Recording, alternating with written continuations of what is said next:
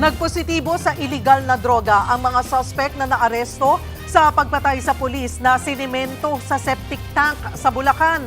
Inanunsyo yan mismo ng Bulacan Police Provincial Office. 7 suspect na ang hawak ng mga pulis kaugnay sa krimen. Kabilang dyan ang mismong gunman na si alias Mon.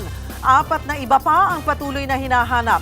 January 24 nang unang mapaulat na nawawala si Police Staff Sergeant Renato Kasaway Jr. Natagpuan naman siyang patay sa septic tank nitong January 31. Posible umanong may kinalaman ang krimen sa trabaho ng biktima bilang pulis. Medyo masakit po sa mata yung mga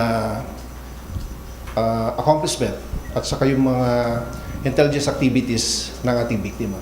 So we are looking at the possibility na ito pong pagpatay ay wala pong ibang motibo kung hindi job-related na. Nakikita natin na in a matter of days, the remaining at-large suspects will either surrender or be arrested.